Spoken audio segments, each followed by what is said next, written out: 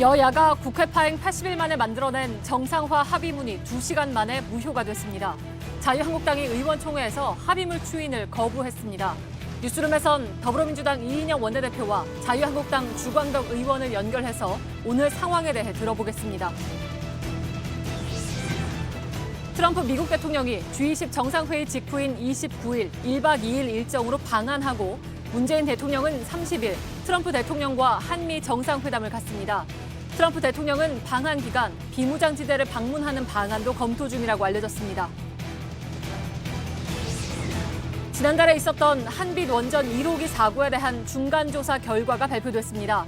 한수원은 열 출력이 기준치를 넘긴 걸 알고도 뒤늦게 보고했고 제어봉의 움직임을 책임진 원자로 차장은 심각한 계산 실수를 했던 사실이 드러났습니다. 전국 우체국에서 집배원들의 파업 찬반 투표가 진행됐습니다. 찬성이 절반을 넘으면 다음 달 9일 우정사업 역사상 처음으로 총파업이 이루어집니다. 양현석 전 YG 엔터테인먼트 대표 프로듀서가 외국인 재력가에게 성접대를 했다는 의혹을 파악 중인 경찰이 당시 함께 술자리에 있었던 가수 싸이를 참고인 신분으로 불러 조사했습니다. 경찰은 조만간 양 전 대표도 불러 사실관계 등을 확인할 계획입니다. 오늘 오전 경기 가평과 광주에 내려졌던 폭염주의보가 대구와 경북 내륙 일대로 확대됐습니다. 기상청은 모레까지 전국 곳곳에서 30도를 웃도는 더위가 이어질 걸로 내다봤습니다. 저희 가게는 원산지 표시 라벨 가리를 하지 않습니다. 동대문 시장의 한 업체에 붙은 알림문입니다. 옷과 신발 등의 원산지를 둔갑하는 라벨 가리 실태를 잠시 후 밀착 카메라에서 전해드립니다. 예, 시청자 여러분, JTBC 뉴스룸을 시작하겠습니다. 여야 3당 원내대표가 오늘 오후에 국회 정상화에 극적으로 합의했지만 이 합의문은 그야말로 잉크도 마르기 전에 뒤집혔습니다. 자유한국당 의원총회에서 나경원 원내대표가 가져온 합의문을 폐기하면서입니다. 결국 80일 만에 다시 일을 하는가 싶었던 국회는 2시간 만에 다시 문을 닫고 나오게 됐습니다. 이번에는 파행이 또 얼마나 길어질지 아무도 모르는 상황이 됐습니다. 먼저 박유미 기자의 보도부터 보시겠습니다. 여야 3당 원내대표가 합의문 발표를 위해 한자리에 섰습니다. 한국당의 요구대로 민주당 이인영 원내대표는 유감을 표명했고 우선 패스트트랙의 추진 과정에서부터 지금에 이르기까지 아주 오랜 시간 국회가 파행 사태를 반복한 것에 대해서 아주 깊은 유감을 표명합니다. 한국당 나경원 원내대표는 합의 정치를 강조하며 국회로 돌아오겠다고 했습니다. 그동안 강행의 정치였다는 합의의 정치의 시작을 볼 수 있다고 생각합니다. 추경은 이번 임시회에서 처리하되 야당의 요구대로 재해 추경을 우선 심사하기로 했고 5.18 특별법을 28일 본회의에서 처리하는 내용도 담았습니다. 그러나 이어 열린 각 당의 의총 분위기는 달랐습니다. 민주당 의총에선 박수가 나왔지만 한국당은 의총 2시간 만에 합의문에 추인하지 않기로 했습니다. 이인영 원내대표의 유감 표명과 패스트트랙 법안을 합의 정신에 따라 처리한다는 문구만으론 충분하지 않다는 겁니다. 결국 의총에서 부결시키는 것이 더 큰 힘을 가지고 합의할 수 있다. 이런 말씀으로 의원님들께서 저에게 더 큰 권한을 주셨다고 생각을 하고요. 추경안 관련 이낙연 총리의 국회 시정연설은 한국당이 불참한 가운데 진행됐습니다. 민주당은 예고한 대로 반쪽 국회라도 열겠다고 했습니다. 이 상황을 누가 반길 수 있겠어요? 이거는 국민을 생각하면 있을 수 없는 일이잖아요. JTBC 박유미입니다. 예, 앞서 전해드린 것처럼 한국당 의원총회에서는 여야 원내대표가 모여서 마련한 합의문이 폐기됐습니다. 의총에서 의원 10여 명이 발언을 했는데 합의안에 대한 성토일색이었습니다. 강희연 기자입니다. 오후 4시 10분부터 시작된 한국당 의원총회는 1시간 반 가까이 이어졌습니다. 의원 10여 명이 발언 신청을 해서 단상으로 나갔고 전원 반대 의견을 냈습니다. 가장 문제 삼은 건 합의문 2항, 선거법, 공수처법 등 패스트트랙 법안을 합의 정신에 따라 처리한다는 내용이었습니다.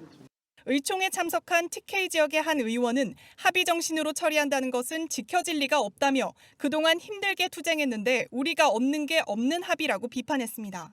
합의 정신이란 표현 자체가 사실상 여당에 끌려갔다는 취지였습니다. 사망, 재해 추경을 우선 심사한다는 부분도 결국 추경 심사가 시작되면 여당이 원하는 대로 갈 것이라는 지적이 나왔습니다. 사항 5.18 민주화운동 진상규명을 위한 특별법도 갑자기 합의문에 포함됐다며 불만을 나타낸 것으로 전해집니다. 반대 목소리가 나올 때마다 의총장에서 박수가 터져나왔다고도 했습니다. 나경원 원내대표는 의원들의 의견을 받아들이겠다고 했습니다.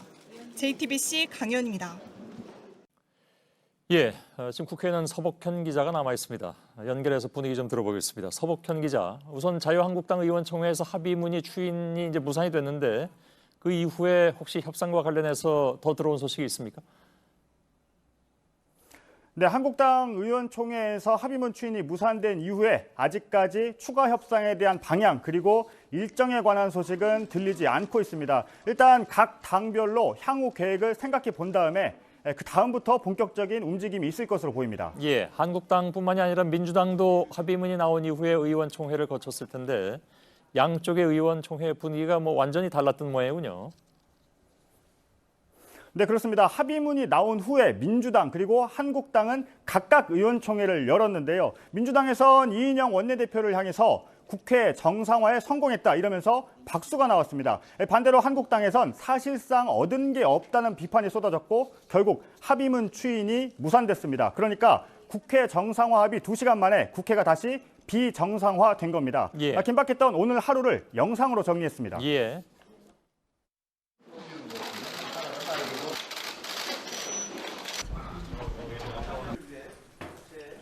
오늘 국회의장님이 제안하신 부분들 포함해서 시정 연설을 앞두고 있는 상황에서 그쪽으로 합의가 됐습니다. 이제 자유한국당이 국회로 복귀하면 자유한국당의 안을 포함해서 처음부터 논의를 재개한다는 정신으로 인해서 합의 정신에 따라 처리될 수 있도록 최선을 다해보겠습니다. 오늘의 합의를 통해서 이제 합의의 정치로 복원되게 되는 계기를 만들었다고 생각을 합니다.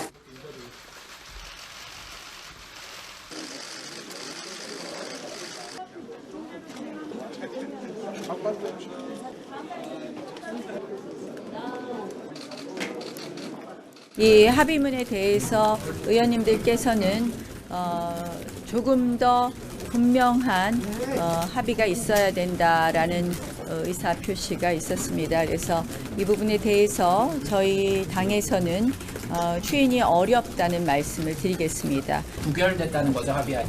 네, 그렇습니다. 이 상황을 누가 반길 수 있겠어요? 이거는 국민을 생각하면 있을 수 없는 일이잖아요. 예, 잘 봤습니다. 근데 그렇게 되면 합의한 일정은 전부 무산되는 겁니까? 아니면 일부는 일정이 진행이 되는 겁니까? 자유한국당에서 합의문이 무산됐다 이렇게 밝히면서요. 합의문은 사실 아무 의미가 없어졌습니다. 사실 오늘 합의문에서 가장 중요한 건 추경안 처리였는데요. 한국당이 빠지게 되면서 추경 처리는 더욱 어려워졌습니다. 자유한국당은 합의문을 쓰기 전과 같이 검찰총장, 국세청장 청문회 그리고 북한 선박과 붉은 수돗물 관련 진상규명을 위한 상임위원회만 선별적으로 나가겠다는 입장입니다. 예. 자, 그러면 합의문 이전으로 돌아가서 원점에서 다시 시작해야 된다 이렇게 보면 됩니까? 지금 상황을 봤을 때는요. 원점이 아니라 오히려 마이너스 상태입니다. 합의문을 쓰고도 무산이 됐기 때문에 신뢰가 깨진 건데요. 지난 4월 분위기와 같습니다. 지난 4월에는 패스트트랙 국면에서 여야 4당과 한국당이 첨예하게 대립했는데요. 당장 오늘도 여야 4당이 일제히 한국당을 비판하고 나섰습니다. 국회 농단이다. 그리고 의원직을 총사퇴하라. 이런 강한 표현까지 나왔습니다. 이 때문에 협상장에 다시 앉는 데에만 해도 시간이 상당히 걸릴 것이다. 이런 예상이 나오고 있습니다. 예, 알겠습니다. 서복현 기자가 국회에서 전해드렸습니다. 이번에는 자유한국당 쪽의 이야기를 직접 들어보겠습니다. 오늘 의원총회에서 합의안에 반대 입장을 분명하게 밝힌 주광덕 의원이 전화로 연결되어 있습니다. 주 의원님 나와 계시죠? 네, 안녕하세요. 주광덕입니다. 예. 오늘 의총에서 가장 강하게 반대를 표명하셨다고 들었습니다. 강하게 반대를 했다는 게 아니라 예.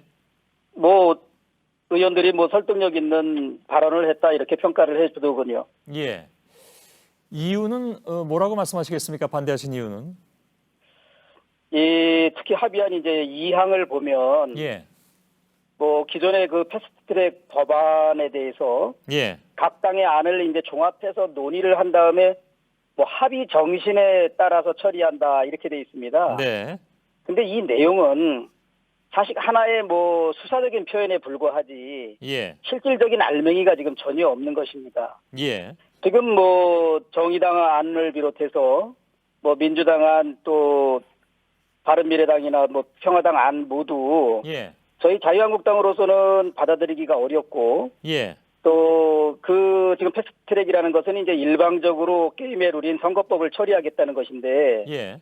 그러면 각 당에서 제시하는 저희는 이제 270명으로 줄이고 비례대표 없애자는 아닙니다. 예. 예.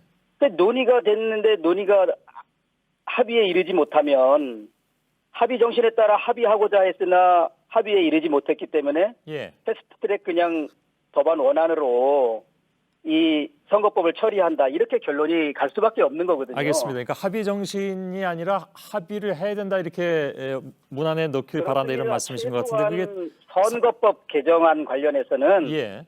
이것은 국회 역사상 다 여야 합의하에 처리했고 예. 그 뜻은 존중해야 되고 저는 지금 이 뭐 연동형 비례대표 법안 자체는 오히려 비민주적이고 후퇴된 법안이다 이런 생각을 가지고 있습니다. 알겠습니다. 그러면 나경원 원내대표는 왜 합의 정신이라는 문구에 합의를 했을까요? 그래서 그건 뭐 원내대표께서 오늘 의원총회에서 나름대로 그 고육지책을 설명을 했습니다만 예. 그 설명에 대해서 의원들이 뭐 만장일치로 동의하지 못했고 예. 그 합의안에 대해서 추인을 받지 못한 것입니다. 그 원내대표가 서명한 합의문이 의총에서 아무튼 추인이 되지 않는 상황이 됐는데 예. 이건 그러면 원내대표에 대한 불신임으로 봐야 됩니까? 오늘 의원들의 생각은 그렇지 않았습니다. 물론 이 원내대표가 서명한 합의안이 예. 거의 만장일치로 추인받지 못한 상황은 매우 안타깝고 또 국민들께도 뭐 죄송스러운 부분이 분명히 있습니다만 예. 원내대표에 대한 신임에는 의원들이 뭐 전혀 이견을 내지 않았고 다 원내대표가 고생하고 예. 뭐 나름대로 최선을 다했지만 이 합의하는 그 내용에 있어서 알았습니다. 전혀 알맹이가 없기 때문에 받아들이기 예, 어렵다라는 게 대체적인 얘기입니다. 오늘 의총에서 나경원 원내대표에게 그 물러나라고 얘기한 사람도 있긴 있다면서요. 그거는 소수 의견으로 그냥 아닙니다. 단 한 명도 없었습니다. 없었습니까? 잘못 다만 알려진 모양이네요. 그 불신임을 해야 되지 않느냐라고 얘기를 한 사람이 있었는데 예. 이미 모든 발언하신 분들이 신임적인 얘기를 하면서 합의문은 추인할 수 없다라고 말했기 때문에 예. 그 불신임 문제는 전혀 정식적으로 제기된 건 없는 것입니다. 예, 알겠습니다. 그동안에 그 원내 지도부가 그러니까 나경원 원내대표를 포함해서 원내 지도부가 뭐랄까요? 의원들의 의견을 수렴해가는 과정에서 오늘 결과가 나온 게 아닌가요? 그런 면에서 이제 어제까지도 분명히 그 선별적으로 상임위를 운영하고 예. 특히 경제 문제, 민생 그리고 이번에 그 목선 관련해서 그 안보 문제에 관해서는 예. 우리가 국민의 기대에 맞게 열심히 선별적으로 의정 활동을 하겠다, 국회를 열겠다. 예. 거기까지는 이제 의원들이 대체로 다 동의한 것 같습니다. 예. 근데 이런 정상화에는 그러면 그 의원들이 처음부터 동의하지 않았다 이런 말씀인가요? 이 합의문은 동의해 줄 수가 없다. 특히 예. 선거법에 관해서 결국은 패스트트랙에 있는 것을 이게 오히려 정당화시켜주는 예. 그런 빌미가 될 수 있다. 알겠습니다. 그거는 굉장히 위험 요소다. 예. 그렇습니다. 그나저나 나경원 원내대표는 그렇다면 뭐 당내에서 불신임 받은 것도 아니고 다시 협상에 나서야 될 텐데 운신의 폭은 좀 좁아들 것 같긴 하긴 합니다. 뭐 지켜보도록 하죠. 주광덕 의원님. 당내 신뢰는 뭐 변함이 없습니다. 예, 주광덕 의원님 고맙습니다. 예, 감사합니다. 예. 잠시 후에는 민주당의 이인영 원내대표도 연결할 텐데요. 그 전에 나경원 원내대표도 오늘 밀착 취재한 임소라 기자가 있는데 어떤 얘기들이 오갔는지 잠깐 좀 들어보도록 하겠습니다. 임소라 기자 나와 있죠? 네. 예. 앞서 주광덕 의원을 포함해서 한국당 의원들은 합의문에 상당한 불만을 표하고 있는 것 같습니다. 지금 그 얘기도 나왔었고요. 방금 전에. 나경원 원내대표는 네. 이런 상황을 전혀 예상하지 못했을까요? 뭐라고 얘기를 합니까? 제가 조금 전에 김정재 원내대변인을 만났습니다. 김 원내대변인 얘기는 나경원 원내대표가 이 정도면 합의를 할 수 있을 것 같다라고 사인을 하기로 했는데 예. 의원총회장에 갔더니 의원들이 반발을 했다 이런 언급을 했습니다. 예. 그러니까 의원들이 반발할 것을 예상하지 못하고 합의를 했다 이런 입장을 밝힌 겁니다. 예. 불신임하는 건 아니라고 주광덕 의원은 얘기를 하던데 의원총회에서도 뭐 물러나야 된다라는 얘기는 한마디도 나오지 않았다고 조금 아까 주장을 했습니다. 그러면 나 원내대표는 네. 계속해서 여당과의 협의를 이어간다는 생각인가요? 네, 그렇습니다. 나경원 원내대표는 오늘 의원총회에서 의원들에게 의견을 잘 수렴한 뒤에 합의문을 좀 더 상세하게 만들어 오겠다 이런 식의 입장을 밝혔습니다. 예. 그러니까 아직까지 불신임 목소리가 나오지는 않고 있지만 앞으로 여당과 협상하는 과정에서 당내 의원들의 입장을 만족시키지 못할 경우에는 예. 나경원 의원에 대한 불신임에 대한 이야기도 이어질 가능성을 배제할 수 없습니다. 그러면 앞으로 협상 과정에서 나 원내대표의 입장이 더욱더 강경해질 가능성도 있어 보이네요. 네, 그렇습니다. 오늘 합의안에 대해서 의원들이 거의 모두가 반대 의견을 밝혔기 때문에 예. 나경원 원내대표로서는 앞으로 좀 더 공격적인 입장을 밝힐 가능성을 배제할 수가 없습니다. 예, 황교안 대표는 뭐라고 얘기하고 있습니까? 오늘 상황에 대해서. 네, 황교안 대표는 오늘 오전부터 안보 등 상임위에 선별적으로 참여해야 한다 이런 입장을 밝히긴 했습니다. 예. 그런데 지금까지 이 합의문이 무효가 된 이후에는 이렇다 할 공식 입장을 밝히지 않고 있습니다. 예, 알았습니다. 임소라 기자가 전해드렸습니다. 계속해서 말씀드린 대로 민주당의 이인영 원내대표를 연결하겠습니다. 지금 나와 계신데, 자 혹시 이 원내대표님 이 상황이 이렇게 된 다음에 네. 나경원 원내대표로부터 연락을 받은 바가 있습니까? 아직 어떠한 연락도 받지 못했습니다. 한마디도 서로 안 나눴다는 말씀인가요? 전화라도 해보시지 그러셨습니까? 예, 뭐 연락이 올 때를 우선 기다리겠고 예. 뭐 지금은 JTBC 뉴스룸과 인터뷰 중이기 때문에 통화하기 어렵습니다. 알겠습니다. 의총 직후에 나 원내대표가 밝힌 입장은 좀 더 분명한 합의를 의원들이 원했다. 그러니까 조금 아까 주광덕 의원 얘기로는 패스트트랙 법안 관련해서 합의 처리라고 못 받기를 원하고 있는데 합의 정신에 따라서 처리한다. 이거는 받아들일 수 없다라고 했습니다. 어떻게 반론하시겠습니까? 처음부터 패스트트랙에 상정된 법안 자체를 철회하는 것은 가능하지 않은 일이었습니다. 예. 그래서 합의 처리를 위해서 노력한다와 합의 처리한다 사이에서 절충점을 만들고 예. 타협점을 만들기로 했었던 정신에 입각해서 합의는 진행되었습니다. 지금에 와서 그 합의 정신이 부정될 이유는 없다 이렇게 생각합니다. 그러면 세 사람의 원내대표끼리 합의문을 작성하실 때 합의 정신이라는 문구가 혹시 문제가 되진 않았습니까? 그 이전에 다른 문구가 한 두 번쯤 등장했었고요. 예. 최종적으로 나경원 대표께서도 선택하신 문구였기 때문에 저로서는 변경될 이유가 없다 이렇게 생각합니다. 알겠습니다. 그 나 원내대표는 추인을 전제 조건으로 한 합의였다라는 입장을 보이고 있는 것으로 알고 있습니다. 혹시 여야 3당의 협상 과정에서 이건 추인을 받아야 되니까 우리끼리만 합의한 거다 이런 말씀을 다 나누셨습니까? 지금 이 상황에서 국회 정상화 관련한 국민의 여망이 굉장히 높아져 있는데 우리끼리의 합의만 한다는 것은 뭐 상상하기 어려운 일입니다. 예. 어떤 의미에서는 정치인들 간의 합의를 넘어서 국민들 앞에 한 약속이고 그것은 지켜져야 하는 그 합의였다 이렇게 말씀드립니다. 어떤 말씀으로 이해할까요? 그러니까 한국당이 추인하지 않은 것을 이해한다는 말씀이십니까? 아니면 그것은 이해하기 어렵다는 한국당이 말씀? 추인하지 않은 것은 한국당이 추인하지 않은 것은 어떠한 형태로건 간에 이해할 수 없고 국민적인 여망, 다시 말씀드리면 국회 정상화를 갈망했던 우리 국민의 예. 여망에 찬물을 끼얹는 행위이고 전면 배반한 행위다 이렇게 말씀드립니다. 뭐 어찌됐든 지금 협상을 계속 더 진행을 해야 되는 상황은 맞는 거잖아요? 저희로서는 합의 정신에 따라서 합의문을 지켜나가는 것을 기본적인 목표로 하겠습니다. 그리고 예. 합의문에 따라서 국회 의사 일정을 법대로 또 합의대로 흔들림 없이 진척시켜 나가겠습니다. 예. 뭐 근데 오늘 상황 봐선 뭐 바로 될 것 같지는 않고 좀 봐야 될 것 같은데 아까 그 서복현 기자는 원점으로 돌아간 게 아니라 지금 마이너스로 된 것 같다라고 얘기했는데 혹시 동의하십니까? 자유한국당이 국회 정상화의 합의문을 정면으로 뒤집은 행위는 예. 국민들의 그 평가 속에 민심 속에 확실하게 마이너스 되었을 것이다 이렇게 생각합니다. 그 한 가지만 질문을 이렇게 드리겠습니다. 정의당이 뭐라고 얘기했냐면 자유한국당을 빼고 추경안을 처리할 수 있는 방법이 없지 않다. 그러면서 우회로를 제안을 했는데 국회의장이 추경안을 다루는 국회 예산결산특별위원회 위원을 선임한 뒤에 본회의에서 예결위원장을 뽑아서 심의하는 것이다. 상황에 따라 이 방법도 가능하다고 얘기를 하고 있는데 혹시 생각해 보셨습니까? 그런 방법도? 왜냐하면 지금 추경안이 가장 문제가 되고 있기 때문에. 예. 오늘 기본적인 의사일정이 합의되었고 또 국회의장께서 나름대로 그 국회법의 절차에 따라서 진행을 하실 것이기 때문에 예.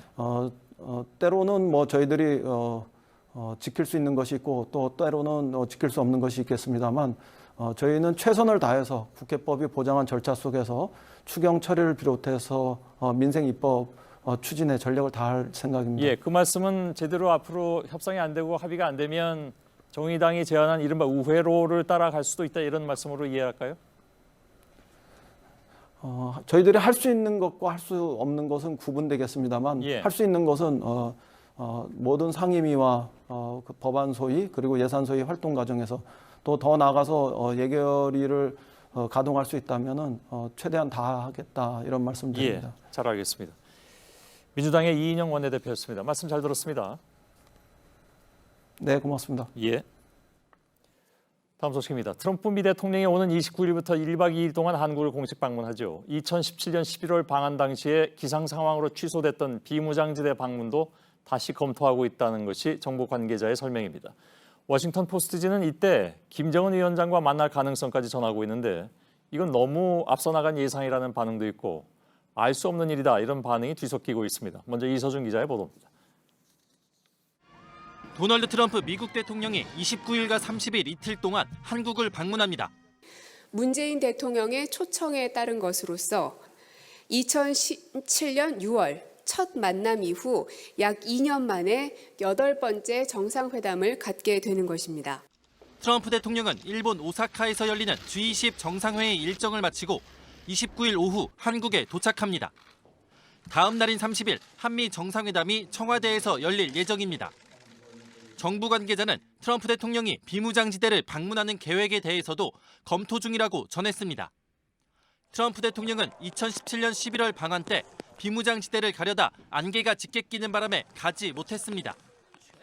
워싱턴 포스트 등 외신은 비무장지대를 방문할 경우 판문점에서 김정은 위원장을 만날 수 있다는 전망도 내놓고 있습니다. 청와대 핵심 관계자는 트럼프 대통령 방한 기간 남북미 3자 정상회담 계획은 없다고 밝혔습니다. JTBC 이서준입니다. 예, 폼페이오 미 국무장관은 친서 교환을 계기로 북미 실무 협상 재개 가능성이 매우 높다고 밝혔습니다. 북한만 준비되면 이란 전제로 당장이라도 논의가 가능하다고까지 했습니다. 워싱턴의 임종주 특파원입니다.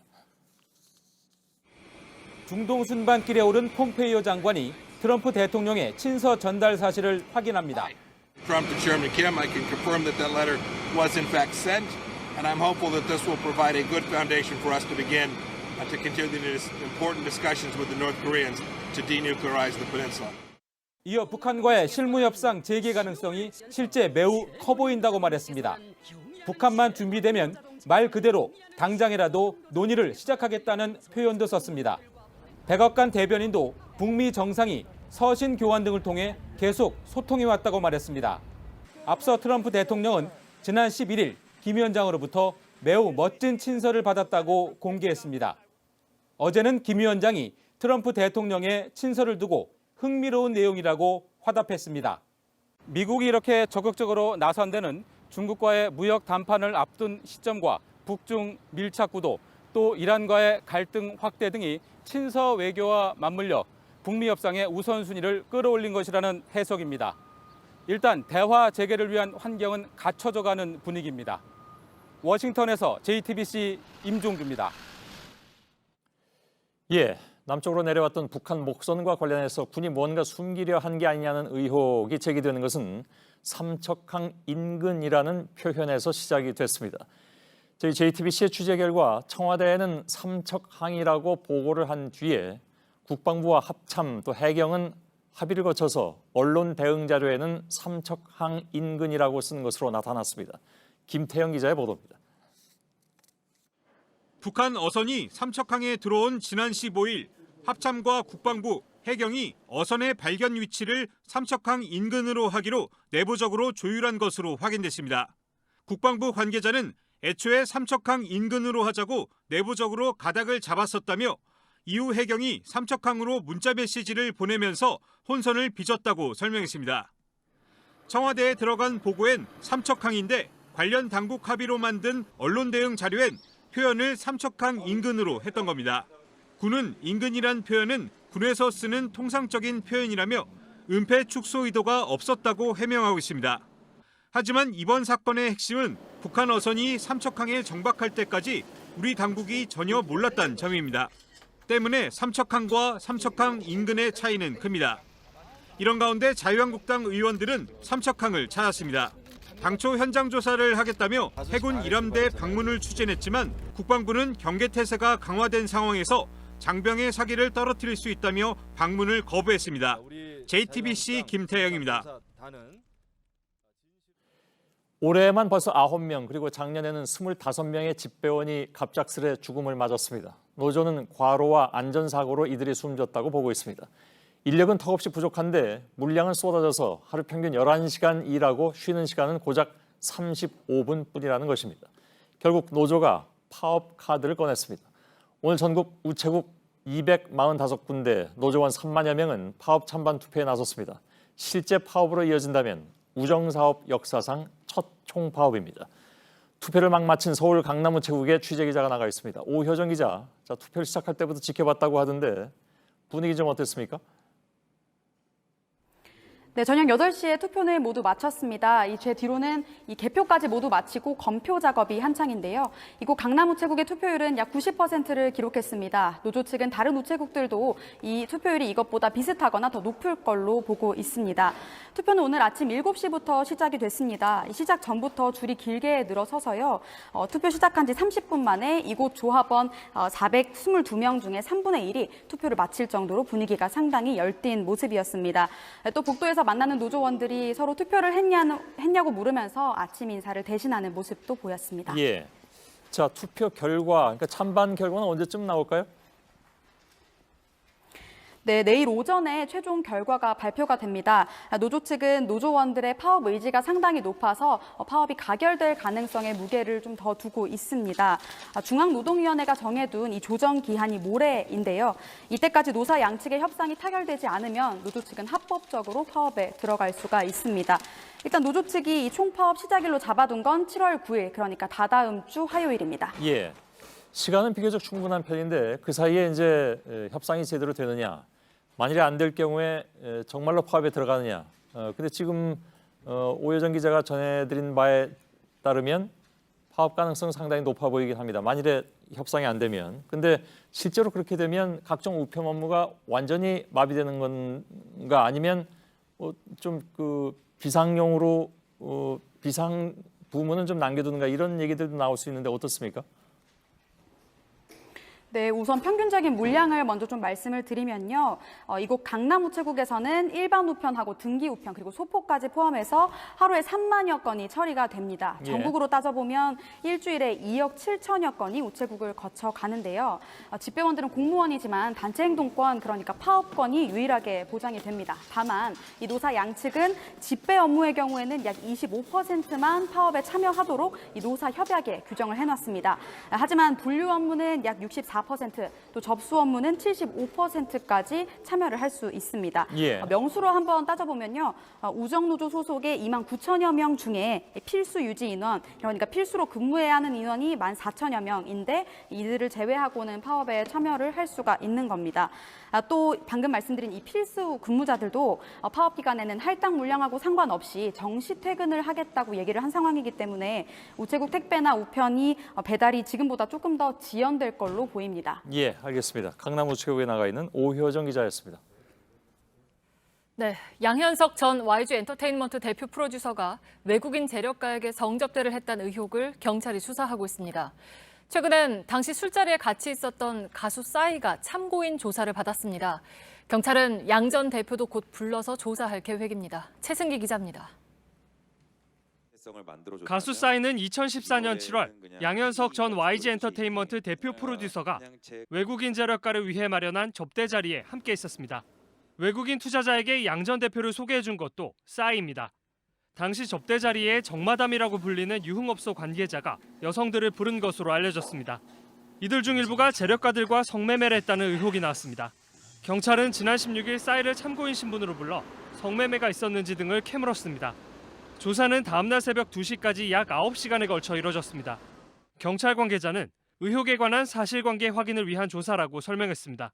싸이는 경찰 조사에서 성접대 의혹을 부인했습니다. 양 전 대표와 함께 그 자리에 있었던 건 맞지만 식사를 하고 술을 마신 뒤 먼저 나왔다는 겁니다. 경찰은 정마담을 포함해 유흥업소 종업원 등 10명 넘게 조사했습니다. 이 사건의 공소시효가 약 한 달밖에 남지 않은 만큼 조만간 양 전 대표도 불러 조사할 계획입니다. JTBC 최승기입니다. 네, 버닝썬 사태를 수사해온 경찰은 가수 승리를 내일 기소 의견으로 검찰에 넘깁니다. 승리는 유리홀딩스 전 대표인 유모 씨와 함께 버닝썬 자금 약 11억 원을 횡령한 혐의와 성접대를 알선하고 직접 성매수를 한 혐의 등을 받고 있습니다. 경찰은 승리의 단체 카카오톡방에서 경찰총장으로 거론된 윤모 총경도 승리가 운영하던 업소에 단속 내용을 전달한 혐의로 검찰에 넘길 예정입니다. 서울대 병원에서 한 환자가 갑자기 간호사의 목을 졸랐습니다. 다행히 큰 사고로 이어지진 않았지만 간호사는 끔찍한 기억에서 벗어나지 못하고 있습니다. 서효정 기자입니다. 간호사 박모 씨가 70대 환자 A 씨를 맡게 된 건 지난 19일 새벽 2시쯤입니다. 산소호흡기를 거부하던 A 씨는 갑자기 박 씨의 명찰을 잡아당겼습니다. 가려고 하는 순간이었나? 그때 이제 목걸이를 잡아서 기절을 할 것 같은 거죠. 다행히 줄이 끊어지면서 극단적 상황은 피했습니다. 하지만 끔찍한 기억을 떨칠 수가 없습니다. 그때 눈빛이 잊혀지지가 않아요. 목을 조르면서 저를 쳐다봤던 그 눈빛. A 씨가 누운 곳은 응급실 1구역 안쪽 침대. 구역마다 CCTV가 있고 출입문 쪽엔 보안 요원도 있었지만 정신질환이 아닌 폐질환 때문에 내원했다는 이유로 A 씨를 주시하지 않았습니다. 환각을 보는 이상 행동을 보였지만 인력 문제로 정신질환자도 아닌 A 씨를 의료진 한 명이 볼 수밖에 없었습니다. 정신을 차린 박 씨에게 병원에선 인수인계를 한 뒤 가라고 지시했다고 합니다. 임세원 교수 사건 이후 복지부는 폭력적인 환자의 치료를 거부할 수 있다는 기준을 만들었지만 현장에선 사실상 지켜지기 어려운 수준입니다. 환자 진료를 거부할 수가 없어요. 그런 지침이 있는 것도 사실 지금 알았고요. 의료 인력을 늘리는 등 보다 현실적인 대책을 서둘러야 하는 상황입니다. JTBC 서효정입니다. 얼마 전 중부고속도로에서 포장 공사를 하던 노동자가 화물차에 치인 사고가 있었습니다. 현장의 CCTV를 봤더니 가해 운전자는 사고를 내고 아무런 조치도 하지 않고 가버렸습니다. 피해자는 50분이 지나서야 병원에 실려갔고 결국 숨졌습니다. 신아람 기자입니다. 고속도로 2차로에 불빛이 반짝입니다. 도로 포장 공사를 위해 세운 차단막입니다. 화물차 한 대가 차선을 아슬아슬하게 넘나들더니 차단막들을 넘어뜨립니다. 지난 18일 새벽 1시 45분쯤 경기 안성시를 향하던 중부고속도로에서 사고가 났습니다. 사고 현장입니다. 화물차는 이곳에서 작업 중이던 A씨를 덮쳤습니다. 이후 5분 정도 차를 세우고 주변을 살피다가 그대로 달아났습니다. 동료들이 피해자를 뒤늦게 발견하고 119에 신고했습니다. 사고가 난 지 50분 정도 뒤에야 구급차에 실렸습니다. 뺑소니 했냐고 그러더라고요. 신경 쓰지 말고 정신이나 이제 바싹 차리고 있으라고 하고. A씨는 병원으로 옮겨졌지만 다음 날 오전에 끝내 숨졌습니다. 그 사람이 내려갔으면 아마 저희 형을 발견을 했을 거예요. 20-30분 안에 병원에 이송이 됐을 건데 거의 지금 1시간 정도가 방치가 돼 있었으니까. 화물차 운전자는 사고가 나고 사흘 뒤에야 경찰에 자수했습니다. 가해자는 경찰 조사에서 차에서 내려 차단막들이 쓰러진 건 확인했지만 사람이 있었는지 몰랐다고 진술했다고 합니다. 경찰은 화물차 운전자가 졸음운전을 했을 것으로 보고 우선 뺑소니 혐의로 입건했습니다. JTBC 신아람입니다. 강원랜드 채용 비리 의혹을 받은 권성동 자유한국당 의원에게 1심 법원이 무죄를 선고했습니다. 최흥집 전 강원랜드 사장은 채용 청탁을 받았다는 취지로 진술했지만 재판부는 최 전 사장이 청탁받은 사람들의 합격 여부를 확인하지 않은 점 등을 들어서 이를 믿을 수 없다고 봤습니다. 또 권 의원이 강원랜드의 편의를 봐주는 대신 자신의 비서관을 취업시켰다는 혐의도 무죄로 판단했습니다. 시민단체들은 권 의원에 대한 무죄 선고는 앞으로 일어날 수많은 채용 비리의 면죄부가 될 거라고 주장했습니다. 전남 영광의 한빛 원전 1호기에서 출력이 갑자기 치솟는 사고가 발생한 지 한 달 반 만에 원자력안전위원회가 조사 결과를 발표했습니다. 면허도 없는 정비원이 제어봉을 움직였고 경험이 없는 담당자가 제어봉 움직임 계산을 잘못해서 출력은 기준치의 3.6배까지 치솟았다는 것입니다. 박상욱 기자입니다. 한빛 1호기 사고는 인재였습니다. 무자격 정비원이 직접 제어봉을 조종하다 열출력은 18.1%, 기준치의 3배를 넘었습니다. 문제는 이뿐만이 아니었습니다. 시험이 시작된 5월 9일 저녁부터 원자로의 출력이 급상승한 10일 아침 사이 2차례의 근무 교대가 있었습니다. 교대할 땐 주의사항을 알려주는 중요 작업 전 회의를 해야 합니다. 그런데 9일 자정과 10일 8시 2차례의 교대 과정에서 회의는 한 번도 열리지 않았습니다. 결국 사고 당시 근무하던 발전팀은 수동정지 절차를 제대로 준비하지 못한 상태였습니다. 시험을 직접 담당하던 노심파트 직원은 당시 25시간 연속으로 일하던 중이었습니다. 제어봉을 뺄지 말지, 뺀다면 얼마나 뺄지 중요한 판단을 해야 하는 시점에 만 하루 넘게 깨어있던 셈입니다. 결국 적절한 판단을 내리지 못한 것으로 드러났습니다. 제어봉의 움직임을 판단한 책임자는 교대 투입된 원자로 차장이었습니다. 예방정비 운전 경험이 없었고 이와 관련한 사전 교육도 받지 못했습니다. 제어봉을 뺄수록 핵분열이 늘어 원자로 출력이 오르고 넣을수록 출력은 줄어듭니다. 그런데 차장은 제어봉을 빼도 출력이 떨어질 것으로 계산했습니다. 원자력안전기술원이 다시 계산해보니 정반대의 결과가 나왔습니다. JTBC 박상욱입니다. 황교안 자유한국당 대표가 KT에 다니는 아들의 스펙에 대해서 말하면서 채용 비리 논란이 다시 불거졌죠. 일단 KT에서 채용 과정에는 문제가 없었다는 입장을 밝혔습니다. 그러나 노조 쪽에서는 입사 후 배치 과정이 석연치 않다고 주장하고 있습니다. 정재우 기자입니다. KT는 채용 과정에서 아무 문제가 없었다는 입장입니다. 황 대표의 아들이 학점과 영어 성적 등을 보는 서류 심사 때 기준 점수를 통과했다는 겁니다. 이른바 스펙만 보면 커트라인을 웃돌았다는 얘기입니다. 합격을 결정한 건 최종 임원 면접으로 알려졌습니다. 경향신문은 황 대표의 아들이 면접위원 4명에게 모두 A 점수를 받았다고 보도했습니다. 노조는 황 대표의 아들이 KT에 입사한 뒤 인사특혜를 받았다고 주장합니다. 마케팅 직군으로 입사해서 영업직에 10개월 있다가 법무팀으로 옮긴 걸 문제 삼았습니다. 당시 KT 이석채 전 회장 등이 배임 혐의로 검찰 조사를 받고 있었고 황 대표는 법무부 장관이었다는 사실도 지적했습니다.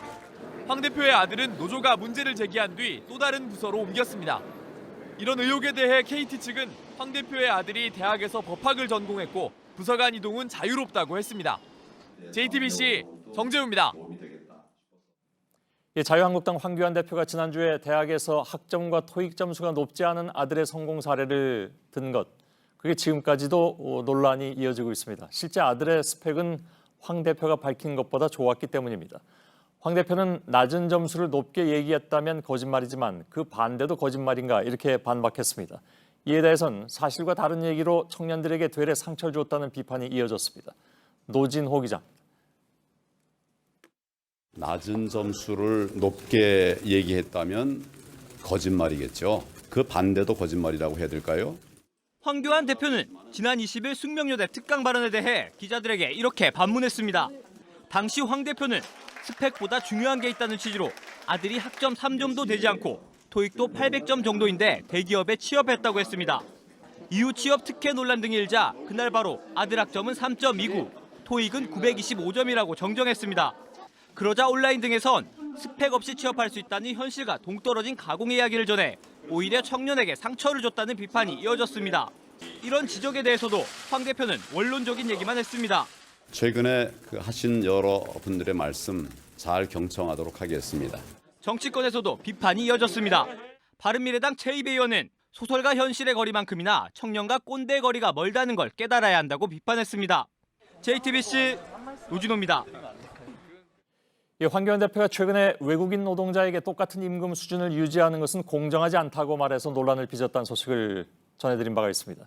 이런 상황에서 한국당은 오늘 사실상 외국인 노동자의 임금을 차별하는 내용의 법안을 발의했습니다. 허진 기자입니다. 추경호 자유한국당 의원이 대표 발의한 최저임금법 개정안의 핵심 내용은 최저임금 산입 범위 확대입니다. 근로자에게 숙소 또는 식사를 제공하는 경우 해당 근로자 임금의 25% 이내에서 일정 가액을 최저임금에 산입한다는 내용입니다. 쉽게 말해서 회사에서 숙식을 제공하면 그걸 돈으로 환산해서 최저임금에 포함시키겠다는 겁니다. 올해 최저임금이 시간당 8,350원인데 최대 약 2,090원 정도는 돈이 아닌 숙식으로 제공해도 된다는 의미입니다. 문제는 이미 고용노동부에 관련 업무 지침이 있다는 겁니다. 사용자가 노동자에게 숙식을 제공하는 경우 임금의 20% 이내에서 숙식비를 빼고 임금을 줘도 됩니다. 하지만 한국당은 이 제도가 노동자의 서면 동의를 전제로 하고 있고 대부분의 노동자가 동의를 하고 있지 않아 법 개정이 필요하다는 입장입니다. 노동 현장에선 우려가 나옵니다. 외국인 노동자에게 부실한 숙박을 제공해놓고 비용은 많이 부과하는 식의 부조리가 현장에서 일어날 수 있다는 이유입니다. 국가인권위원회가 2016년 제조업에 종사하는 여성 이주 노동자 385명을 대상으로 조사한 결과에 따르면 응답자의 33.3%는 남녀 화장실이 구분돼 있지 않다고 답했고 24.3%는 남녀 숙소가 분리돼 있지 않다고 답했습니다. 정치권에선 내년 총선을 앞두고 중소기업계와 농어촌 표심을 의식해 내놓은 법안이 아니냐는 분석이 나옵니다. JTBC 허진입니다. 교육부가 개교일에 한 번도 종합감사를 받지 않았던 사립대학 16군데를 내후년까지 감사하기로 했습니다. 고려대와 연세대 등 주요 대학들이 모두 포함됐습니다. 매년 다 합쳐서 7조 원이라는 거액의 지원금을 받으면서도 감사는 제대로 안 받는 관행을 바로잡겠다는 것입니다. 배양진 기자입니다. 명지대는 법인이 부담하는 재산세와 체납법인세 총 24억 원을 학생들의 등록금으로 냈습니다. 고려대 교직원들은 전임 비서실장의 정년퇴임 선물인 540만 원짜리 황금 열쇠를 등록금으로 샀습니다. 이런 비리는 지난해 교육부가 대학의 회계 처리 내역 일부를 감사하면서 밝혀졌습니다. 그런데 이 대학들은 회계를 포함해 채용, 학사 등 모든 부분을 들여다보는 종합감사를 한 번도 받지 않았습니다. 종합감사는 매년 서너 곳만 추첨해 실시하는데 지금까지 감사 대상에 뽑힌 적이 없는 겁니다. 종합감사가 의무인 국공립대와 달리 사립대는 필요한 경우에만 받는다는 교육부 감사 규정도 한몫을 했습니다. 이렇다 보니 개교일에 종합감사를 단 한 번도 안 받은 사립대가 전국 278곳 중 111곳입니다. 교육부는 우선 학생 수가 6천 명을 넘는 16곳을 내후년까지 종합감사하기로 했습니다. 연세대와 고려대를 비롯해 경희대와 서강대, 홍익대 등입니다. 또 매년 서너 곳뿐이던 종합감사 대상도 올해는 5곳, 내년부터는 10곳씩 뽑기로 했습니다. 전국 사립대가 매년 정부로부터 지원받는 돈은 모두 7조 원에 이릅니다. JTBC 배양진입니다. 사법농단에 연루된 현직 판사들을 징계하기 위해서 오늘 대법원이 회의를 열었습니다. 판사들은 재판을 받는 중에는 징계할 수 없다는 조항을 들어서 반발했지만 받아들여지지 않았습니다. 이런 가운데 검찰이 문제가 있다고 통보한 66명의 판사 가운데 50명이 재판이나 징계를 피해간 것으로 파악됐습니다. 특히 대법원은 재판에 넘겨진 이민걸 전 법원 행정처 기획조정실장 등을 포함해서 8명만 판사 업무에서 배제했습니다. 범죄인을 중국에 보내는 법안에 반대하는 홍콩 시민들이 오사카 주요 20개국 회의를 앞둔 26일 밤에 다시 집회를 예고하고 나섰습니다. 그러니까 내일 모레죠. 그리고 이 사태는 대만으로 번져 있습니다. 대만에선 주말 사이에 친중국 매체를 비판하는 대규모 시위가 열렸습니다. 시민들은 폭우가 쏟아지는 가운데 친중 매체를 뜻하는 홍색 매체를 거절한다면서 사실상 중국 당국을 강하게 비판했습니다. 신경진 특파원입니다. 장맛비 속에 타이베이 총통부 앞에 시민 만여 명이 모였습니다.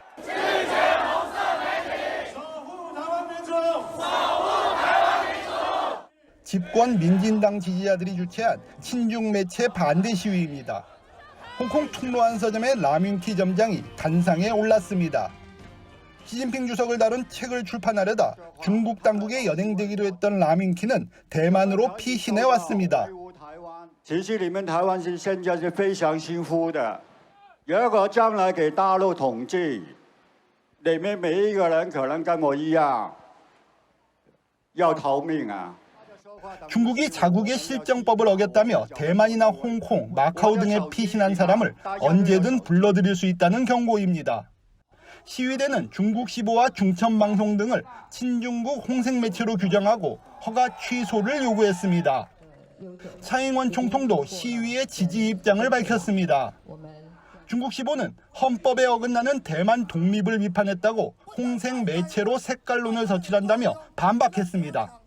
내년 1월 총통 선거를 앞둔 대만에서 홍콩의 반중 시위가 새로운 쟁점으로 떠오르고 있습니다. 베이징에서 JTBC 신경진입니다. 아직 장마도 안 왔는데 요즘 더위가 심상치 않습니다. 오늘 경기 일부 지역과 대구, 경북 내륙 등 전국 곳곳에 폭염특보가 내려졌습니다. 서울의 낮 최고 기온도 31도까지 올랐습니다. 내일은 더 더울 거라는 예보입니다. 이자영 기자입니다. 양산과 손으로 뜨거운 햇볕을 최대한 막아봅니다. 시장 상인들은 연신 부채질을 합니다. 불판 앞에선 선풍기 바람으로도 달아오른 얼굴을 식히기가 어렵습니다. 여름에는 너무 더우니까 힘들어요. 오늘 오전 10시 경기도 광주와 가평에 내려졌던 폭염주의보는 1시간 뒤 대구와 경북으로 확대됐습니다. 서울의 낮 최고 기온은 31도까지 올랐고 경기도 광주의 자동 관측기엔 34.9도가 기록됐습니다. 대전과 춘천은 30도, 대구도 29도까지 올랐습니다. 평년보다 4도가량 높습니다. 내일은 서울과 강원도까지 폭염주의보가 확대됩니다. 서울과 대전이 32도, 대구는 33도까지 오르는 등 오늘보다 더 덥겠습니다. 다만 소나기에 더위가 한풀 꺾이는 곳도 있습니다. 내일 오후 강원 영서와 경북 내륙 지역에는 많게는 20mm의 비가 내리겠습니다. 기상청은 비 소식이 없는 지역에선 30도를 웃도는 더위가 모레까지 이어질 걸로 내다봤습니다. JTBC 이자연입니다. 네, 우리나라뿐 아니라 유럽은 지금 더 덥습니다. 이번 주부터 40도를 웃도는 불볕더위가 예보됐습니다. 폭풍과 함께 비도 많이 올 걸로 보입니다. 황예린 기자입니다. 스페인 대부분 지역에 현지 시간 26일자로 폭염주의보가 내려졌습니다. 에브로 분지 북부 지역은 27일부터 42도가 넘을 것이라고 스페인 기상청은 예보했습니다. 이번 주부터 스페인뿐만 아니라 유럽 전역에서 폭염 수준의 더위가 시작됩니다. 벨기에와 스위스는 35도 안팎, 그리스는 39도까지 수온주가 올라갑니다. 네덜란드는 이미 대부분 지역에 폭염주의보가 내려졌습니다. 독일도 2015년의 최고 기온인 40.3도가 깨질 것으로 예보됐습니다. 영국은 폭염으로 인한 대기 불안정으로 폭풍을 동반한 많은 비가 예상됩니다. 2003년 불볕더위로 15,000여 명이 숨졌던 프랑스도 40도가 웃돌 것으로 보입니다. BBC는 대서양에서 일어난 폭풍과 유럽의 고기압이 만나면서 뜨거운 공기가 들어온 게 원인이라고 분석했습니다. 특히 6월에 이런 무더위가 시작된 건 이례적이라고 영국 익스프레스지는 설명했습니다. 폭염에 따른 인명 및 농작물 피해 우려도 커지고 있습니다. 유럽 각국은 고강도 대책 마련에 나섰습니다. JTBC 황예린입니다. 네, 일본과 인도네시아에선 오늘 하루에만 지진이 15번 일어났습니다. 불의 고리라고 하죠. 모두 환태평양 조산대에 속합니다.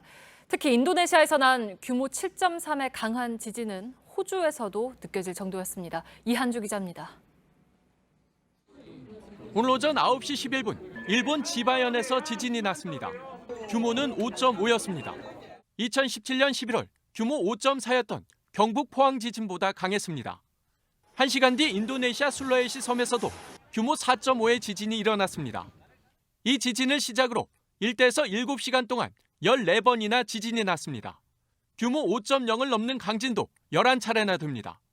동부 반다에서 현지 시간 11시 53분 발생한 지진은 규모가 7.3이나 됐습니다.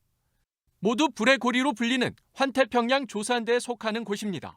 700km 떨어진 호주 다인에서도 2분 넘게 진동을 느낄 수 있을 정도로 강했습니다.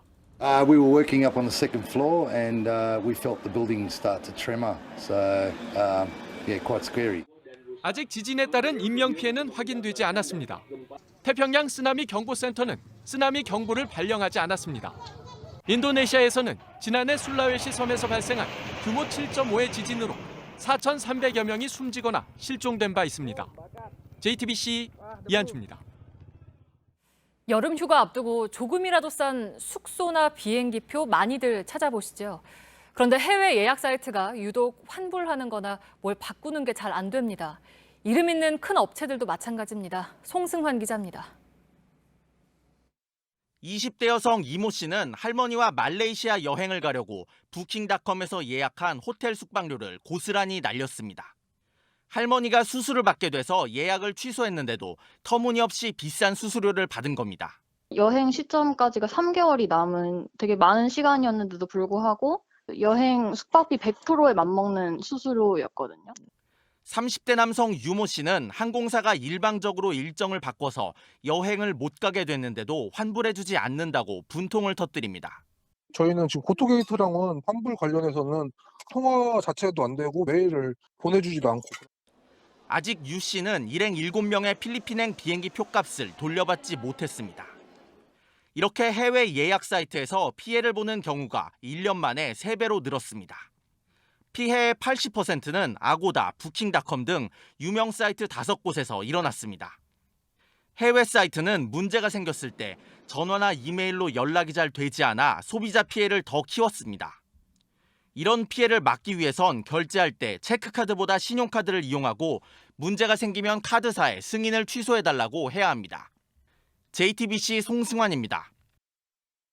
걷고 뛰고 계단을 오르는 건 다리를 쓰지 못하는 장애인들에겐 꿈 같은 이야기지만 뺑소니 사고로 18년 동안 휠체어를 타다가 로봇을 입고 걷게 되면서 새로운 삶을 사는 사람이 있습니다. 웨어러블 로봇 조종사 김병욱 씨를 정영재 기자가 만났습니다. 앉았다 일어나고 계단을 내려가고 비장애인에게는 일상이지만 김병욱 씨에게는 늘 반복해야 하는 훈련입니다. 로봇과 함께 두 다리로 처음 걸었을 때의 기분을 김 씨는 지금도 잊지 못합니다. 허리가 쫙 펴지면서 다리가 쭉 펴지는 순간 윗공기가 이렇게 맑다는 것을 새삼 느끼게 되었고요. 21년 전 김 씨는 대구에서 뺑소니 사고를 당했습니다. 두 다리가 마비돼 휠체어를 타야 했지만 걷고 싶다는 꿈을 놓지 않았습니다. 그러던 중 친구 소개로 웨어러블 로봇 조종사에 지원하면서 인생이 바뀌었습니다. 3년 전 스위스에서 열린 로봇 월드컵 장애물 경기에서 3등을 거머쥐었습니다. 내년 대회에서 우승까지 노리고 있는 김 씨는 이제 다른 꿈도 생겼습니다. 다른 장애인들과 함께 걷는 겁니다. 누구랑 시선을 맞대면서 담소를 나누면서 걸을 수 있는 게 엄청 대단한 행복이고 기쁨이었습니다. 입는 로봇은 현재 일부 병원에서 재활 목적으로만 사용됩니다. 값이 비싸고 의료보험 적용도 안 돼 사용하기도 쉽지 않습니다. 또 입는 로봇에 대한 인증 기준조차 아직 없어 정부 지원이 시급하다는 지적입니다. JTBC 정영재입니다. 서울 강남에서 같은 층 원룸에 사는 여성의 집에 들어가 성폭행을 시도하고 17시간 동안 자신의 집에 여성을 감금한 20대 남성이 경찰에 체포됐습니다. 이 남성은 경찰이 임시로 실시한 마약 검사에서 필로폰 양성 반응이 나오기도 했습니다. 이달부터 최근까지 광주광역시 북구의 한 초등학교 근처 놀이터에서 초등학교 저학년생들을 성추행하고 집으로 데려가려 한 73살 박모 씨가 경찰에 붙잡혔습니다. 박 씨의 범행은 지난 17일 피해 초등학생이 선생님에게 신고해서 경찰이 수사에 나서며 드러났습니다. 경찰은 박 씨가 아동 강제추행 전력이 있다며 피해자가 또 있는지 찾고 있다고 밝혔습니다. 휴게소 출구를 헷갈려서 고속도로에서 20km를 거꾸로 달린 88살 운전자 윤모 씨가 경찰에 붙잡혔습니다. 윤 씨는 그젯밤 11시 40분쯤 대전 통영고속도로 덕유산 휴게소에서 서상 나들목까지 20km를 거꾸로 달리다가 출동한 경찰에 체포됐습니다. 윤 씨는 차에 기름을 넣고 휴게소를 나가면서 밤길이 어두워 출구를 착각한 것으로 전해졌습니다. 세월호 유가족과 시민단체들이 2014년 세월호 참사 몇 달 뒤 가족들의 단식 농성장에서 이른바 폭식 투쟁을 했던 극우 성향 사이트 일베 회원들을 검찰에 고소 고발했습니다. 유가족들은 참사 피해자를 조롱하는 건 표현의 자유가 아니라 악마 같은 범죄라고 비판했습니다. 축구하면서 이런 경우는 처음이다. 이 골을 터뜨린 뒤 이동국 선수가 한 말입니다. 이렇게 축구라는 게 참 알 수가 없죠. 프로축구에서는 0대4로 지다가 5대4로 뒤엎은 경기도 이어졌습니다. 백수진 기자입니다. 경기가 시작되고 1분이 흘렀을까. 전북 이동국은 정말 눈앞이 번쩍했습니다. 수원 골키퍼 노동건이 멀리 차낸 공이 얼굴을 그대로 때렸는데 그 뒤엔 아파해야 할지 기뻐해야 할지 표정을 어찌할 수 없었습니다. 황당한 행운의 골, 여기저기서 웃음이 번졌습니다. 프로축구 선수로 22년을 뛰면서 처음 넣은 얼굴골. 득점하는 건 늘 기쁘지만 이럴 때 골 세리머니를 하는 건 상대팀의 예의가 아니라며 자제했습니다. 이동국은 경기가 끝나고선 상대 골키퍼에게 얼굴 괜찮냐며 위로를 받은 골이었다고 털어놨습니다. 20세 이하 월드컵에서 준우승을 이끈 수문장 이광현. 프로축구에선 호된 신고식을 치렀습니다. 한 골 한 골 쌓이더니 후반 중반까지 포항에 4골이나 얻어맞았습니다. 후반 25분 힘겹게 얻은 강원의 만회골. 그래도 승부를 되돌릴 수 없다고 생각했습니다. 그러나 한 골을 또 넣은 뒤 맞이한 4분의 추가 시간. 진짜 기적은 이때부터 시작됐습니다. 조재환이 2분 사이 2골을 쏟아내 승부를 원점으로 돌리더니 종료 직전 정조국이 머리로 결승골까지 낚았습니다. 0대4가 5대4로 바뀐 경기. 프로축구에선 처음 있는 일이었는데 해외 언론에서도 축구 역사상 최고의 역전승이란 찬사가 뒤따랐습니다. JTBC 백수진입니다. 은퇴한 지 5년, 최근에 아이스쇼로 돌아왔던 김연아가 오늘은 올림픽의 얼굴로 나섰습니다. 국제올림픽위원회 IOC가 창립 125주년을 맞아서 올림픽의 전설인 35명을 초대했는데요. 김연아가 빠질 리 없죠. 온누리 기자입니다. 얼음 위를 떠났어도 김연아는 여전하다는 말이 쏟아졌던 6월의 아이스쇼. 발랄한 소녀로 우아한 여인으로 변신했던 김연아는 이번엔 올림픽 역사를 수놓은 전설로 초대장을 받았습니다. 올해 125주년을 맞은 국제올림픽위원회 IOC는 35명의 전설을 초대했고 체조의 코마네치, 피겨의 비트와 함께 김연아도 포함됐습니다. 2010년 밴쿠버 올림픽 금메달과 4년 뒤 소치 올림픽 은메달, 두 차례 올림픽에서 단 하나의 실수도 없었던 완벽한 연기, 그 강렬했던 순간들을 잊지 못한 겁니다. 김연아는 IOC 새 건물에 걸릴 오륜기를 직접 운반했고 올림픽을 꿈꾸는 선수들의 본보기로 무대에도 올랐습니다. Yuna, yourself, you are a hero for many kids, for young generations. Just like I was inspired by them, so hopefully I can inspire young generation. 앞서 올림픽 미디어 시상식에선 토마스 바흐 IOC 위원장과 함께 최고상을 전달하는 시상자로도 나섰습니다. 김연아는 선수라는 이름표를 뗀 뒤 이곳저곳에서 이름이 불려지고 있습니다. 평창 올림픽이 끝난 뒤에도 피겨스케이팅을 통해 국제사회와 끈을 이어가면서 올림픽의 열정을 공유하는 일에도 IOC와 함께하고 있습니다. JTBC 온누리입니다.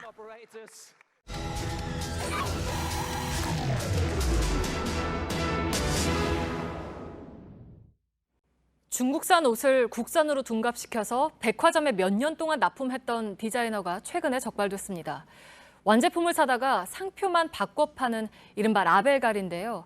소비자들이 피해보는 건 물론이고 양심적으로 장사하는 다른 상인들도 피해를 보고 있습니다.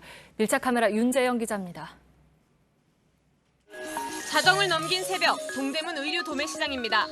유명 브랜드에 납품하는 옷이 있는지 물었습니다.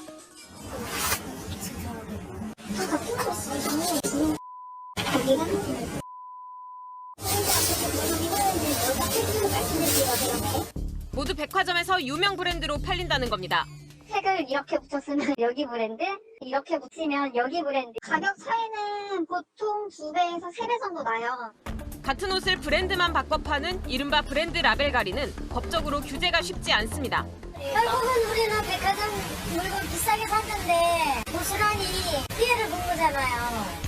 더 큰 문제는 생산 국가까지 바꾸는 불법 원산지 라벨 가리입니다. 중견 디자이너 A씨의 의류 창고입니다.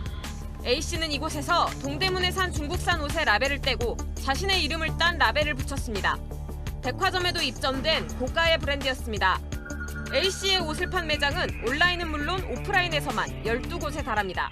소비자를 기만하는 행위죠. 원산지나 누가 만들었는지 알아야 소비자도 그거에 대한 가치를 돈으로 저희가 사는 거잖아요.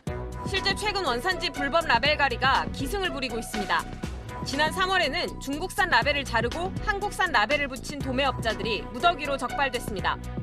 중국산 표시를 그대로 둔 채 한국산 스티커를 붙인 사례도 있습니다. 동대문 도매시장 한 점포에서 파는 중국산 청바지입니다. 여기 보면 메이드 인 차이나라는 라벨을 확인할 수 있는데요.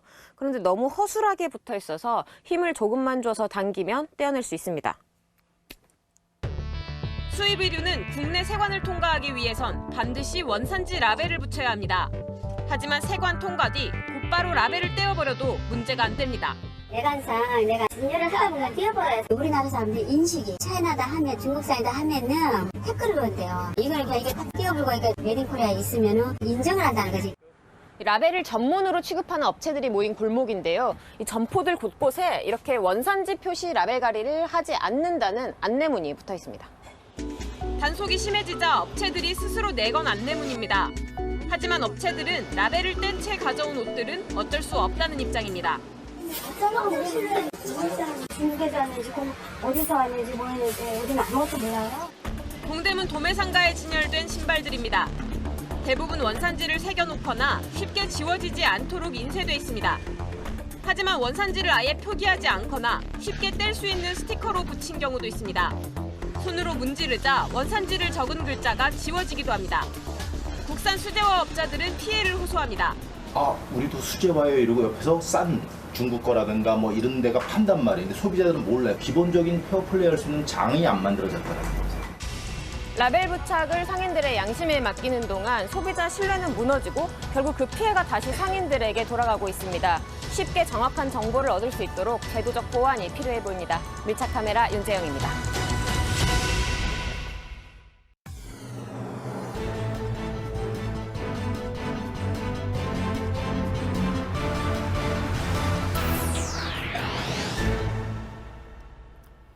예, 뉴스룸의 앵커 브리핑을 시작하겠습니다.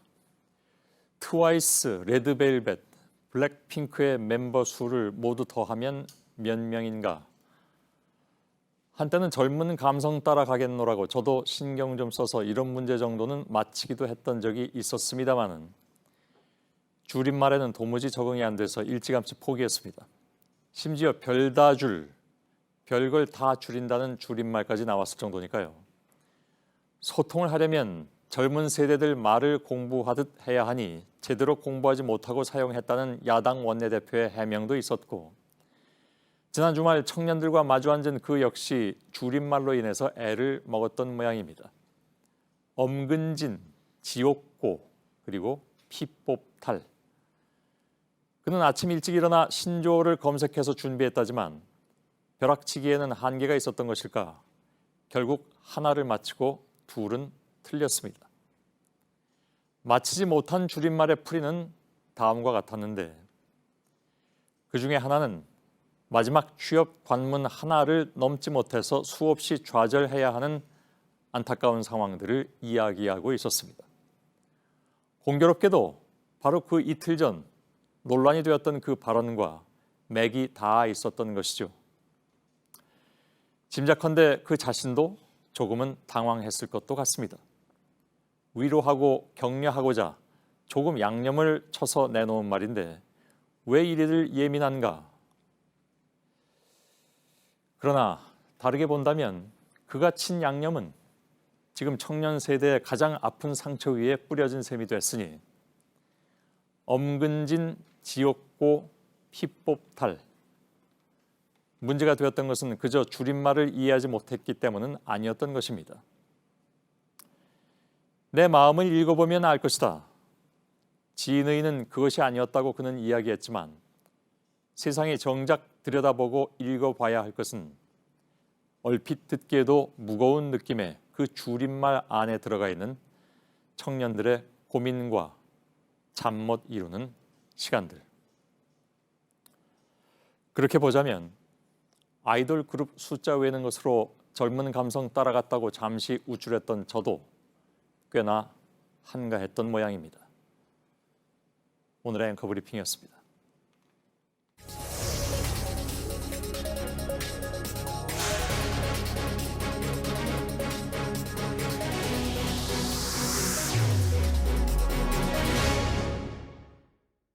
정태수 전 한보그룹 회장이 에콰도르에서 사망했다는 주장이 나오면서 검찰이 본격적으로 정 전 회장이 정말 숨졌는지 아니면 살아있는지 파악하고 있습니다.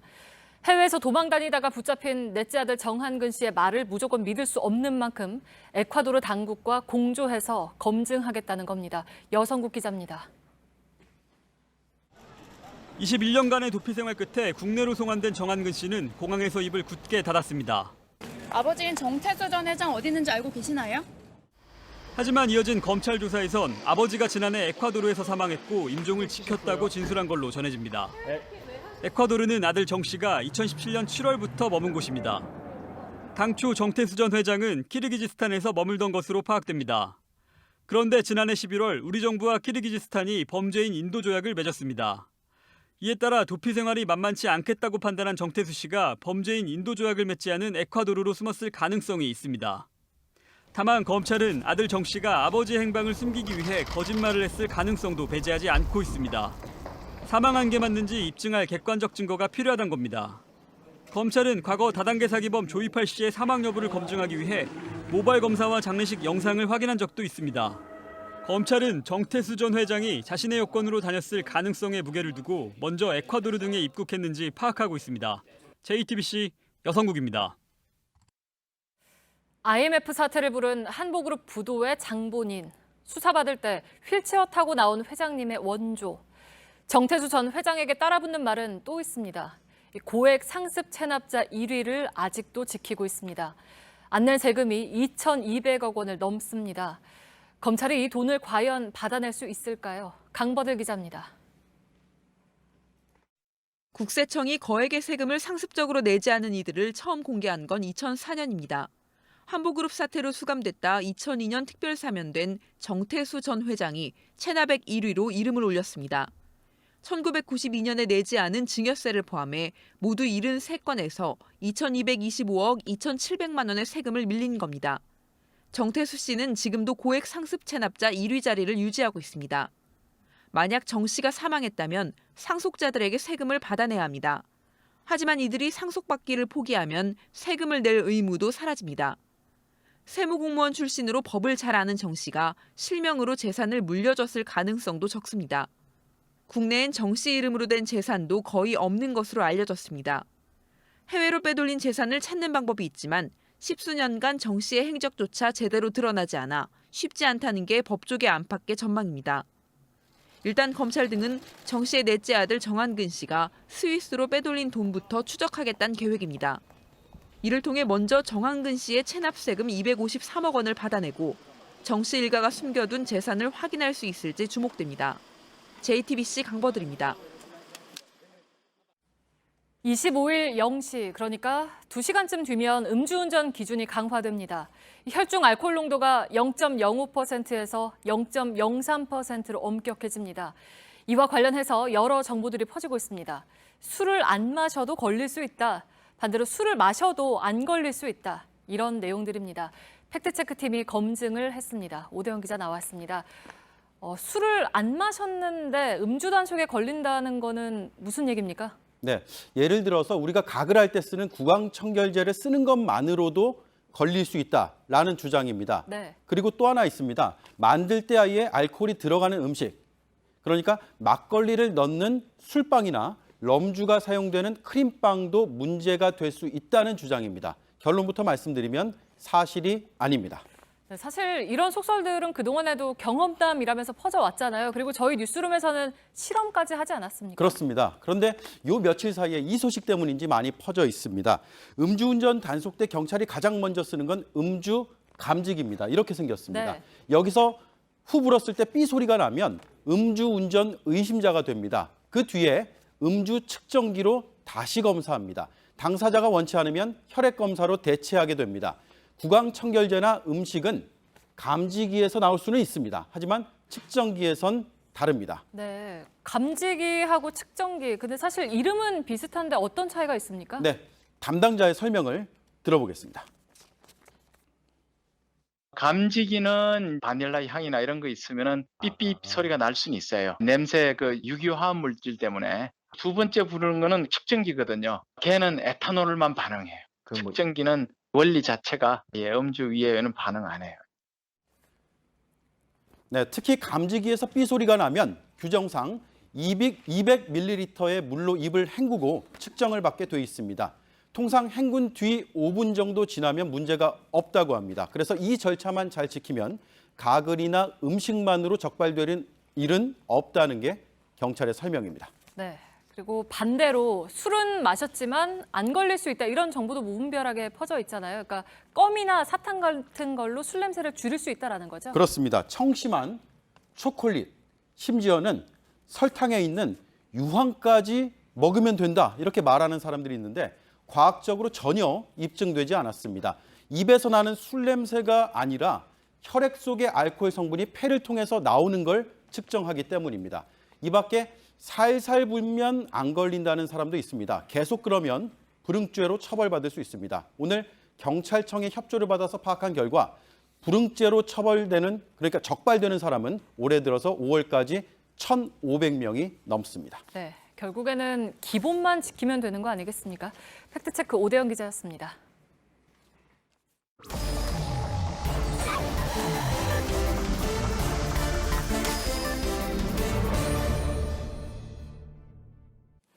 예, 비하인드 뉴스를 지금부터 시작하겠습니다. 정치부의 박성태 기자가 나와 있습니다. 어서 오세요. 예. 첫 번째 키워드를 열어보죠. 예, 첫 키워드는 한국당의 랜선 라이프로 했습니다. 예, 랜선 라이프라고 하면 뭐 유튜브 방송하는 사람들 얘기하는 건가요? 예, 그렇습니다. 예. 지난 5월 한 달 동안 한국당은 소속 의원 전원에게 유튜브를 하나씩 제작해서 제출해라라고 하고 테스트를 전원에게? 그렇습니다. 예. 하지만 전원은 내지 않았고 약 66명이 출품을 했습니다. 많이 냈네요. 예, 오늘 이 유튜브 낸 걸 가지고 동영상을 평가를 해서 예. 수상을 했는데 모두 10명이 시상을 받았습니다. 그 전에 이런 건 왜 하는 겁니까? 일단 젊은 층의 표심을 얻기 위해서인데요. 아, 예. 10명에 대해서는 앞으로 공천 때 소셜미디어 역량 평가에서 가점을 준다고 했습니다. 예. 상 받은 사람들은 점수를 더 얻을 수가 있는데요. 예. 대상은 원유철 의원이 탔습니다. 약간 눈길을 가는 내용들이 있는데요. 이 유튜브에서 뭐 본인에 대한 악플 읽기나 또 신조어를 얼만큼 아는지 이런 것들이 테스트가 있었는데 잠깐 내용을 들어보겠습니다. 예. 핵인싸가 뭐야 처음 들어봤는데 핵처럼 완전히 싸늘하게 겁먹는다? 이상하다 내가. 예. 삼행시 중에 제가 들은 것 중 가장 싸늘한 삼행시인데요.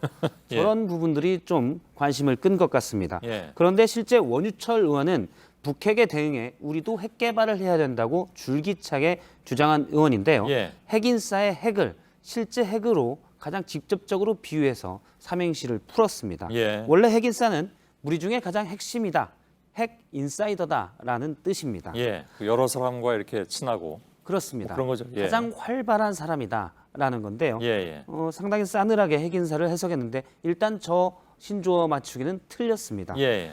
소통과 정책 부분 최우수상은 김재원 의원이 받았는데요. 이분은 뭐 총을 들고 계시네요. 그렇습니다. 예. 하지만 인사말이 상당히 강렬했습니다. 역시 잠깐 들어보겠습니다. 예.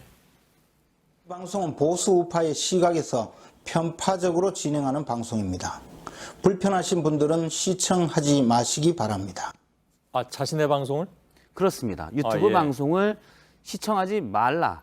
편파적이다. 말라는데 소통 최우수상인가요? 그렇습니다. 그 부분이 잘 이해가 안 되는데 본인들에 대한 지지층에 대해서 소통이 잘 되고 있는 걸 평가한 것이 아닌가라는 생각이 들고요. 첫 방송의 주제는 황교안 대표가 박 전 대통령의 탄핵의 주범이 아니다라는 것을 강하게 소통을 했습니다. 신인상은 박대출 의원의 삭발 영상이 받았는데요. 재선 의원인데 왜 신인인지 역시 잘 좀 이해가 안 됐고요. 강효상 의원이 출품한 영상은 제목이 외교안보 메신저 강효상으로 되어 있습니다. 5월 말에 올렸는데요. 아시다시피 강효상 의원은 정상들의 한미 정상의 통화 내용을 유출해서 외교 기밀 누설 혐의로 고발된 바 있습니다. 일단 메신저로 표현을 했습니다. 김명현 의원은 현장 애로상을 듣겠다라고 유튜브를 출품했는데 본인이 당구장 금연법을 냈다면서 현장 애로를 다시 들으러 갔는데 주인 얘기를 듣는 건 잠깐 있었고 당구 치는 그림이 좀 많이 있었습니다. 그렇습니까? 예. 당구장에서 담배를 못 피게 한다. 2017년에 김명현 의원이 발의한 법인데 담배를 못 피니까 좋다라는 당구장 사장의 인터뷰를 같이 실었습니다. 요즘 당구장에서 담배는 못 핍니까? 흡연실이 설치돼 있고 흡연실 이외에서 당구대 옆에서 피는 것은 금지돼 있습니다. 아, 그런가요? 예. 전통적인 당구 플레이어들 입장에서는 좀 서운한 상황일 수도 있겠습니다. 예전에는 담배를 당구대에 놓아서 당구장 주인의 불만을 사기도 했는데 그런 일은 이제 원천적으로 공세가 됐습니다. 어쨌든 젊은 층의 표심을 얻기 위해서 유튜브 방송을 제작해서 공개를 했는데 최근 황교안 대표가 아들 스펙 논란이 일면서 효과는 좀 반감된 것으로 보입니다. 알겠습니다. 평가는 생략하도록 하겠습니다. 두 번째 키워드는요? 두 번째 키워드는 그때 그 공화당으로 잡았습니다. 공화당. 대한애국당이 오늘 최고위원회에서 당명을 우리 공화당으로 바꾸겠다라고 의결했습니다. 잠깐 조원진 대표의 말을 듣겠습니다. 제1조 당의 명칭은 대한애국당에서 우리 공화당으로 한다. 원래 신공화당이라는 이름으로 바꾸려고 했는데 원래 있다면서요? 원래 공화당이라는 이름이 박근혜 전 대통령의 동생인 박근영 씨의 남편 신동욱 씨가 만든 공화당이 있습니다. 아, 공화당으로? 옛날 그 공화당으로? 그렇습니다. 신공화당이라고 하면 이름이 공화당과 혼동될 우려가 있어서 선관위에서 안 된다라고 거부했고요. 그래서 신 대신 우리 공화당을 쓰기로 한 겁니다. 물론 선관위에서는 이 우리 공화당도 검토를 하겠다고 했습니다. 아직 그럼 확정이 안 된 건가요? 그렇습니다. 당에서는 최고위원회에서 의결을 했는데 만약 선관위에서 우리 공화당도 신동욱 총재의 공화당과 혼동될 우려가 있다라고 결론을 내면 역시 저 우리 공화당도 쓸 수가 없습니다. 조원진 대표 측은 당명 변경에 대해서 박근혜 전 대통령과 많이 교감을 했었고 그래서 당명을 냈다라고 했는데요. 지금 사진을 보면 박정희 전 대통령입니다. 이게 1963년 제3공화국으로 민주공화당을 창당하고 당시 출마했죠. 대선 때 출마했을 때 사진입니다. 당연히 당선이 됐었고요. 당시 민주공화당은 1980년까지 무려 17년간 여당이 됐었는데 앞서 있었던 우리 공화당은 바로 박정희 향수를 불러일으키려는 의도로 해석이 됩니다. 근데 그 당명 변경에 대해서 박근혜 전 대통령이 얘기를 한 게 있나요? 일단 조원진 대표 측에서는 조원진 대표가 일단 박근혜 전 대통령과 교감이 있다고 하고요. 또 매주 지금 수감돼 있는 박근혜 전 대통령에게 편지를 쓴다고 합니다. 답장은 아직 못 받았다고 하는데 일단 박근혜 전 대통령을 면회하는 것은 유형아 변호사가 유일한데 어떤 의견을 유형아 변호사로부터 들었다라고 얘기하고 있습니다. 그런데 그러면 우리 공화당이 좋다는 얘기를 들은 거냐라고 제가 묻자 그건 아니고 일단 교감이 있었다라고만 해서 편지에 당명을 이렇게 하겠습니다라고 보낸 것으로 보이고요. 대신 그게 좋다라는 대답은 확실히는 받지 않은 것으로 추정이 됩니다. 원래 공화라는 말은 군주가 아닌 시민에게 주권이 있다. 시민이 지배한다라는 얘기인데 일단 해외 나라에서는 보수 정당에서 공화당이라는 표현을 많이 쓰는데 우리나라에서 공화가 들어가는 정당의 이름은 상당 부분 이름과 다른 경우가 많았습니다. 앞에도 그렇고요. 그리고 또 한 번 공화당을 쓴 당이 있었는데 1997년에 허경영 씨가 대선에 나올 때 정당 이름이 공화당이었습니다. 그건 많이들 아시는 상황이기도 하죠. 마지막 키워드 뭐죠? 마지막 키워드는 백브리핑 포비아로 잡았습니다. 포비아? 오늘 이렇게 어려운 말이 많이 나옵니다. 뭐 좀 두려워한다는 뜻의 그 포비아? 그렇습니다. 예. 영어로 공포, 뭐 두려워한다는 뜻의 전미사로 붙는 얘기인데요. 예. 한국당이 앞으로 황교안 대표의 백브리핑을 많이 줄일 의지를 밝혔습니다. 민경욱 대변인의 얘기를 잠깐 듣겠습니다. 예. 백불은 좀 이제 횟수가 줄을 것 같다. 그런 걸 내부적으로 얘기를 하고 있습니다. 이해찬 대표가 어떻게 하고 있는지를 참고를 해가지고 저희들. 예. 황교안 대표의 백브리핑을 좀 줄이겠다라고 했는데요. 사실 황교안 대표는 기자들이 많이 물어보면 서서 잘 얘기를 해준 편이었습니다. 그런데 이 백브리핑이 논란이 된 경우가 많았습니다. 오늘도 논란이 됐는데요. 앞서 이제 아들의 스펙 논란에 대해서 점수를 높인 것은 거짓말인데 낮춘 게 무슨 거짓말이냐라는 취지로 얘기를 했다가 그건 왜 거짓말이 아니냐 비판을 들었었고요. 이제 상황에 따라 거짓말이 될 수 있고 안 될 수 있는 것인데. 그렇습니다. 일단 사실과 다른 건 분명하고요. 그다음에 민경욱 대변인의 예전에 막말 논란에 대해서도 막말이라고 얘기하는 게 막말이다라고 백브리핑에서 얘기해서 역시 또 논란이 된 바가 있습니다. 백브리핑을 적극적으로 황교안 대표가 해왔는데 이때 있었던 해명 등이 추가 논란이 되자 민경욱 대변인이 우리도 앞으로 그러면 줄이겠다라고 얘기한 겁니다. 그런데 얘기를 할 때 앞서 민주당 이해찬 대표를 어떻게 하는지 이해찬 대표가 어떻게 하는지 참고해가지고 이렇게 얘기했는데요. 실제 이해찬 대표는 길거리에서는 인터뷰 안 한다면서 국회 복도에서 대부분 기자들의 여러 질문에 답변을 안 하는 것으로 좀 유명합니다. 실제 이해찬 대표는 계속 안 해왔고 앞으로 황교안 대표도 많이 줄일 것이기 때문에 여야 1, 2당의 대표의 백브리핑은 앞으로 좀 듣기 어려워질 것으로 보입니다. 알겠습니다. 여기까지죠?